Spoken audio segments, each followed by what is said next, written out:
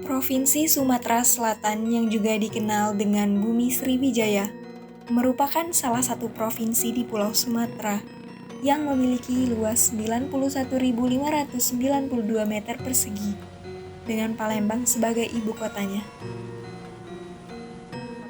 Dahulu, Kerajaan Sriwijaya juga dikenal sebagai pusat kerajaan maritim terbesar dan terkuat di Nusantara pada abad ke-7 hingga abad ke-12 Masehi. Pada awal abad ke-15, berdirilah Kesultanan Palembang yang berkuasa hingga datangnya kolonialisme Barat dan disusul oleh Jepang. Ketika masih berjaya, Kerajaan Sriwijaya juga menjadikan kota Palembang sebagai kota kerajaan. Oleh karena itu, tak heran jika banyak sekali peninggalan budaya dari nenek moyang di provinsi ini. Salah satunya berupa tulisan yang dikenal dengan aksara ulu oleh masyarakat setempat. Assalamualaikum warahmatullahi wabarakatuh. Saya Ahmad Rapani Igama, sehari-hari bekerja sebagai pustakawan ahli media di Perpustakaan Sumatera Selatan. Penerima anugerah pelestari budaya dari Kementerian Pendidikan dan Kebudayaan, bidang pelestari aksara Kaganga. Saya melestarikan aksara Kaganga sejak tahun 95, kemudian sampai sekarang terus berkembang, dan alhamdulillah pada saat ini sudah banyak para penerus generasi muda, khususnya masyarakat pencinta aksara Ulu Palembang, Sumatera Selatan. Pertama kali saya mengenal aksara Ulu Sumatera Selatan di Universitas Islam Negeri Raden Patah Palembang, jurusan Sejarah Peradaban Islam. Saat itu saya kuliah semester 4, ada mata kuliah aksara Ulu Sumatera Selatan. Saya mengenal aksara Ulu Sumatera Selatan tidak hanya sebatas untuk sebuah nilai, akan tetapi ketertarikan saya sebagai putra daerah Sumatera Selatan untuk melestarikan aksara Ulu Sumatera Selatan dan mencintai budaya leluhur Sumatera Selatan. Aksara Ulu ini adalah aksara yang dahulu dipergunakan oleh masyarakat Sumatera. Dalam buku buatan catatan Marsden ini, buku ini diterbitkan tahun 1783. Di dalam buku ini dikatakan bahwa masyarakat Sumatera, khususnya Sumatera yang menggunakan bahasa dalam kompleks bahasa-bahasa Melayu Tengah, itu menggunakan aksara ini, atau lebih dikenal pada masa itu aksara Rejang. Tetapi di samping aksara Rejang ada aksara Kerinci, aksara Lembak, aksara Pasema, aksara Serawai dan sebagainya yang mengacu pada tipe aksara yang sama, yang disebut dengan Kaganga gitu ya. 3 huruf pertamanya itu disebut Kaganga.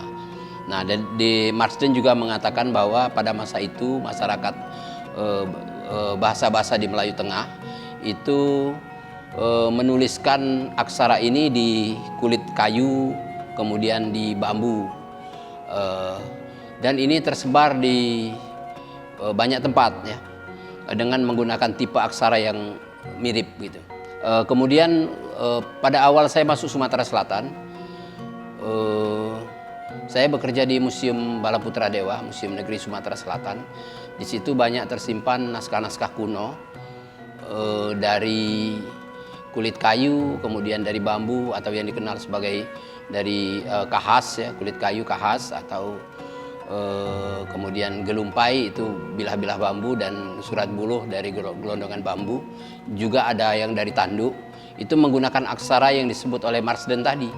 Sehingga saya tertarik untuk mencoba mengkajinya, karena pada saat itu boleh dibilang masih belum ada yang mengkaji secara filologi ya, secara ilmu kenaskahan gitu.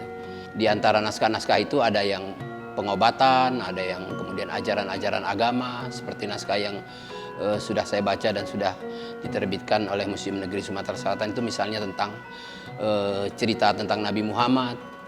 Nah, yang unik naskah dalam yang tentang Nabi Muhammad ini, dia menggunakan aksara Kaganga, tetapi bahasanya bahasa Jawa. Misalnya baris pertama tertulis Bismillahirrohmanirrohim, Nabi Muhammad puniku utusaning Allah. Jadi kekasihaning Allah, begitu kira-kira bunyinya. Dan jadi ada paling tidak kita bisa menangkap sinyal bahwa pada masa itu ya, pada masa dulu aksara sudah ada semacam kehidupan multikultur. Nah, ciri khas dari aksara Ulu ini antara lain dia ini kan sistemnya mirip dengan huruf Pallawa ya. Huruf Pallawa itu saya rasa turunan dari itu. Nah, cuman aksara Ulu ini ditulis dengan bentuk yang kaku ya, yang tegas, lancip-lancip gitu ya. Sehingga mempunyai bentuk yang unik tersendiri. Ya, pada masa awalnya tanda bacanya itu berupa garis ya, misalnya karena ditulis di bambu. Tapi kemudian berkembang setelah ditulis di kulit kayu menggunakan tinta, yang huruf garis itu bisa berubah menjadi titik dan sebagainya. Jadi ada perubahan-perubahan yang kemudian banyak varian, mungkin kita menyebutnya sebagai varian Pasemah, varian Serawai, varian Komering dan sebagainya. Selama saya menggeluti aksara Ulu ini, banyak sebetulnya kendala-kendala yang kita hadapi. Pertama kita kesulitan mendapatkan naskah itu sendiri ya. Karena naskah-naskah ini masih berada di masyarakat, sementara yang ada di museum-museum itu masih sangat terbatas jumlahnya. Ada di masyarakat, dan pada umumnya di masyarakat ini dianggap sebagai pusaka keluarga. Pusaka keluarga sehingga dikeramatkan dan susah kita untuk mengaksesnya secara langsung. Perkumpulan pencinta aksara Ulu Sumatera Selatan sendiri adalah sebagai wadah dalam mengenalkan dan melestarikan budaya tulis asli daerah Sumatera Selatan agar generasi masa kini bisa mengenal budaya tulis asli daerah Sumatera Selatan. Sukanya lagi ketika menggeluti itu ternyata ada lembaga-lembaga yang turut menggeluti bersama, seperti misalnya Balai Arkeologi. Kemudian ada teman-teman dari UIN Raden Fatah ya, ketika itu masih IAIN, Raden Fatah Palembang, Profesor Suiti Pulungan meminta saya untuk mengajarkan aksara Ulu ini di kampus UIN Raden Fatah, dan ini yang menjadi dampaknya luar biasa gitu, karena proses pewarisan ilmu pengetahuannya terjaga gitu dengan melalui kurikulum, melalui teknik pengajaran dan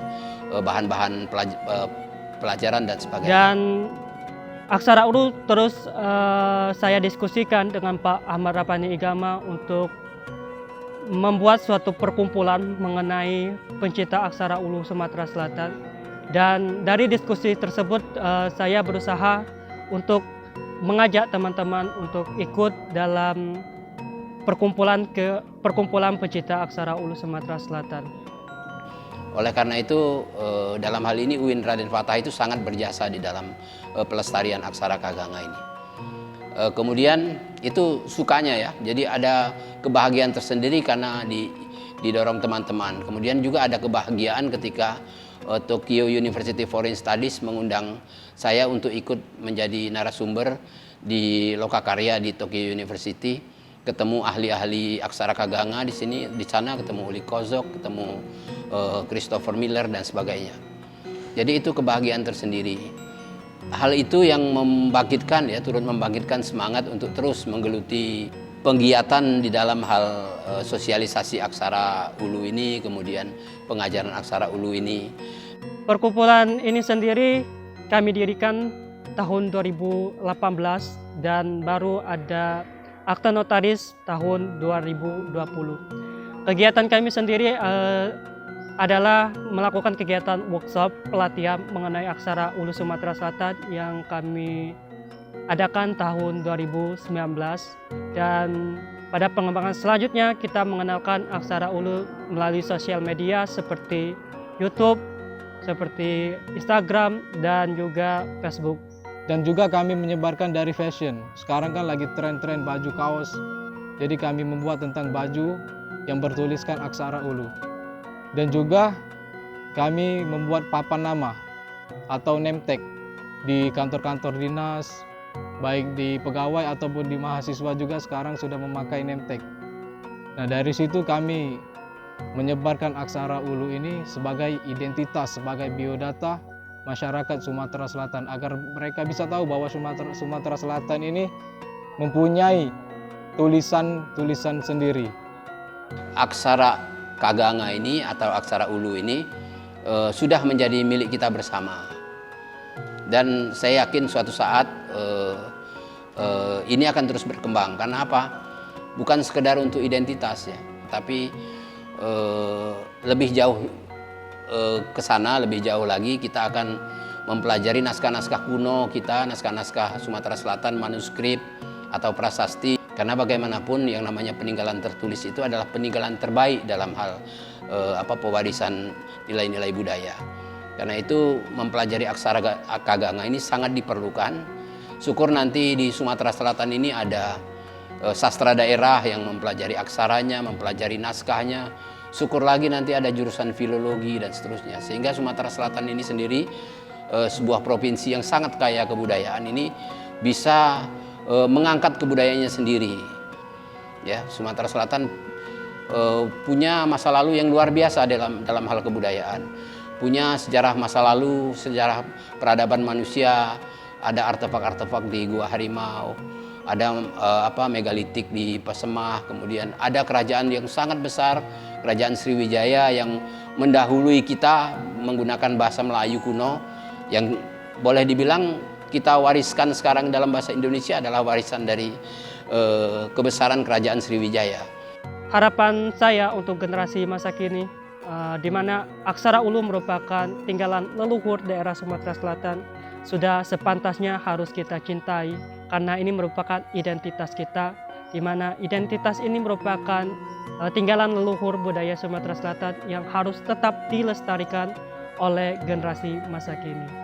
Mari kita cintai, kita lestarikan, dan kita kembangkan dalam pemajuan kebudayaan di daerah Sumatera Selatan dengan menggunakan salah satu budaya tulis asli daerah Sumatera, yaitu aksara Ulu. Maka dari itu marilah kita selalu belajar tentang sejarah, belajar tentang masa lalu. Mengapa? Karena kita belajar tentang masa lalu ini agar kita mengetahui, agar kita bisa menjadi motivasi kita untuk masa sekarang dan masa yang akan datang. Yaitu salah satunya mempelajari tentang aksara Ulu ini. Karena masih banyak sekarang naskah-naskah atau manuskrip-manuskrip yang belum bisa dibaca. Maka dari itu kami harapkan agar generasi bisa untuk mempelajari, memperdalam ilmu tentang tradisi tulis ini, agar bisa mempelajari tentang kehidupan masa lalu untuk kita hidupkan lagi, untuk kita terapkan lagi di kehidupan sekarang.